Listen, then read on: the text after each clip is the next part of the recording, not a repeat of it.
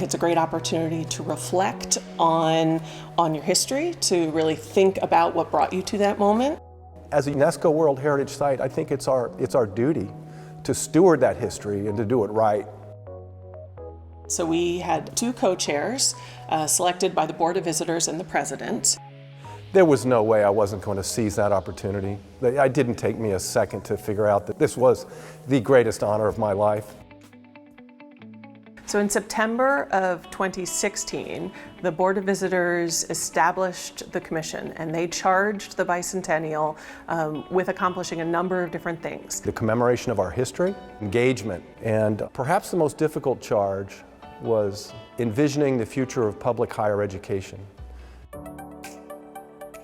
So before we solicited the ideas and the programs, we put together a commission, an advisory group. These really remarkable people helped us come to grips with something that was really, really complicated.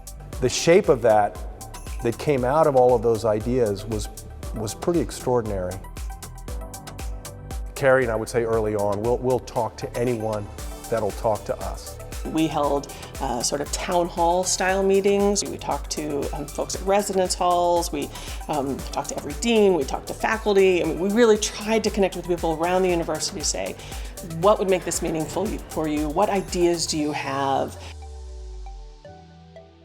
It was just an extraordinary amount of collaborative content that these people put together. And so it's an opportunity to really have a diversity in the programming and the content, but then also diversity in the people who are putting on that programming. For the first several months, I'd lay awake at night worrying about, unfinished business and loose ends. And then maybe about 6 or 7 months into the process, I realized, man, they got it. Carrie and Elise and Rachel and Jessica just were incredibly skilled at what they did. There were some very unique challenges to this, and I think, for example, of that first program that we did on the lawn, 20,000 people, we had to really create an entire production on the lawn, build stages, bring in sound equipment, towers, lights, that required us to close the alleys in order to bring this equipment in. It was like a festival with the lights, the sounds, the camera equipment. That was logistically challenging.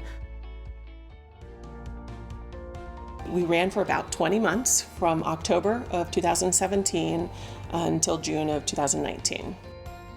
The scope of the Bicentennial was really meant to be as broad as possible. We really tried to do a lot of outreach and had a breadth of programming, everything from 20,000 people on the lawn. We also had podcasts and films. We had 3 books that came out of the Bicentennial. There were lectures and symposia, and just as broad and unique as it could be.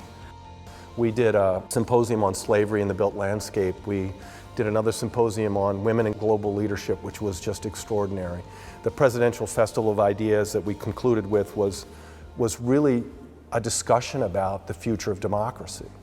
And so it really came back right to the core of what got this university founded.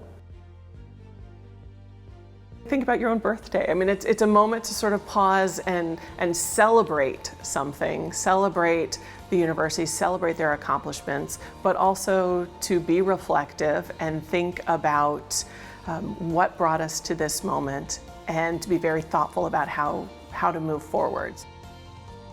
Hope abounds here, and I think that's what makes a school powerful, and I think that's what's going to make it relevant in the future and in the next 200 years.